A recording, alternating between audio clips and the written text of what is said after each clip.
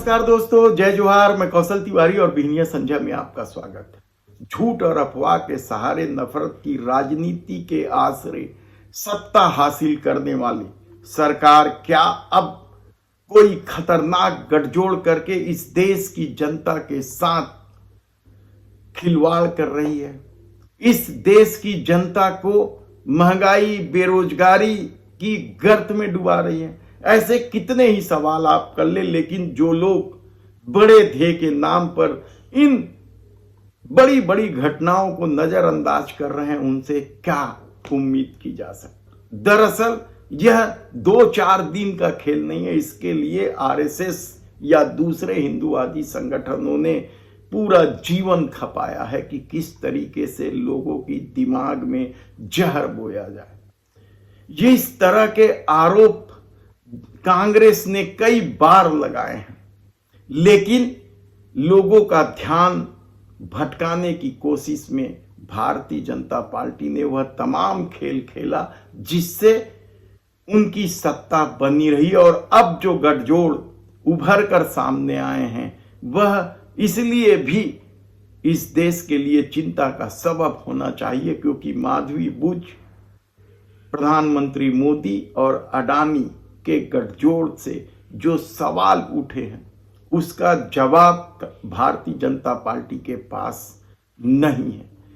और यदि माधवी बुच कांग्रेस के आरोप के अनुसार देश के प्रधानमंत्री नरेंद्र मोदी को ब्लैकमेल कर रहे हैं, मोदी सत्ता को ब्लैकमेलिंग कर रहे हैं, तो आप सोचिए कि देश किस खतरनाक हालात पे चल रहा है। दरअसल लोगों का ध्यान भटकाकर पीएम केयर फंड का भी तो गठन किया गया था। क्या ये कारपोरेट और सत्ता के गठजोड़ का सबसे दुर्भाग्यपूर्ण मामला नहीं है कि किस तरीके से यह प्रचारित प्रसारित किया गया? भले ही सरकार ने अपने स्तर पर नहीं कहा कि प्रधानमंत्री केयर फंड सरकारी संस्था नहीं है, लेकिन देश के प्रधानमंत्री मोदी की तस्वीर के साथ इस खेल को इस तरीके से अंजाम दिया गया कि बड़े बड़े सार्वजनिक क्षेत्र की कंपनियां ही नहीं बल्कि औद्योगिक घराने भी झांसे में आकर इस केयर फंड पर पैसा न्यौछावर कर दिया, बारिश कर दी पैसे की। इसका किसी के पास कोई हिसाब नहीं।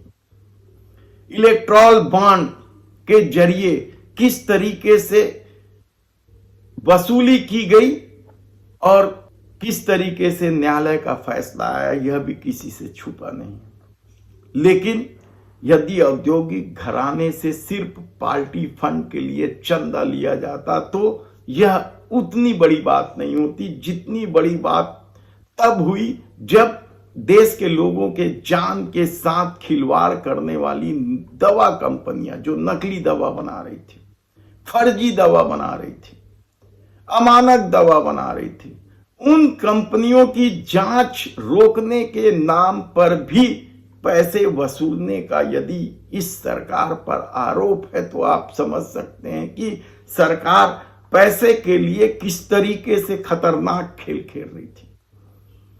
सवाल माधुरी बुच के जेपीसी की बैठक में शामिल नहीं होने का नहीं है, इसके लिए तो उन्होंने अपरिहार्य कारण बता दिया है। लेकिन अब कांग्रेस ने जिस तरीके से माधवी बुच के बैठक में शामिल नहीं होने और माधवी बुच को बचाने का आरोप मोदी सरकार पर लगाते हुए ब्लैकमेलिंग जैसे शब्द का इस्तेमाल किया है, उसका जवाब क्या मोदी सरकार को नहीं देना चाहिए?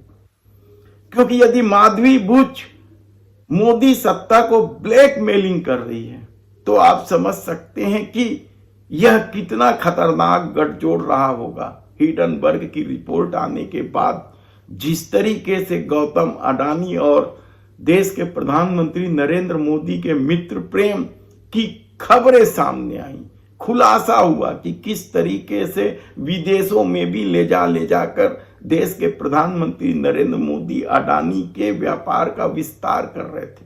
केन्या सहित कई देशों में भी इसी तरह की चर्चा रही और यदि देश के प्रधानमंत्री को कोई अडानी का एजेंट कह रहा है तो आप समझिए कि मामला कितना गंभीर है। और उसी मामले को लेकर यदि माधवी बुच का भी नाम है, तब क्या माधवी बुच को बचा लिया जाएगा, या माधवी बुच अपने को बचाने को लेकर मोदी सत्ता को क्या सचमुच ब्लैकमेलिंग कर रही है? ये बड़ा सवाल है, क्योंकि कहा जा रहा है कि माधवी बुच के पास जिस तरह के दस्तावेज है, यदि माधवी बुच को नहीं बचाया गया तो उस दस्तावेज से मोदी सत्ता के कई लोग और कई कॉरपोरेट घराने जेल की सलाखों के पीछे जा सकते हैं। तब ऐसी परिस्थिति में कांग्रेस ने जो ब्लैकमेलिंग का आरोप लगाया है, क्या उसका जवाब देश के प्रधानमंत्री नरेंद्र मोदी को और भारतीय जनता पार्टी के अध्यक्ष जेपी नड्डा को नहीं देना चाहिए? क्योंकि यदि यह गठजोड़ था तो आप सोचिए कि यह कितना खतरनाक गठजोड़ था। हमने उदाहरण दिए, पीएम केयर फंड हो या इलेक्ट्रॉल बॉन्ड हो, किस तरीके से औद्योगिक घरानों से और सार्वजनिक क्षेत्र की कंपनियों से चंदा लिया गया। इसके अलावा भी कई सारे मामले हैं। ईवीएम को लेकर तो सवाल है ही है, और यह सवाल तब बड़ा हो जाता है जब टेक्नोलॉजी के आइकॉन माने जाने वाले एलन मस्क कहते हैं कि ईवीएम को तो चुटकी में बड़ी आसानी से हैक किया जा सकता है। ऐसे में सिर्फ बड़े लक्ष्य के नाम पर आम लोगों को बेरोजगारी, महंगाई में ढकेल देने की कोशिश, सुविधा देने के नाम पर रेलवे की टिकट बढ़ा देना, जैसे कई मामले हैं।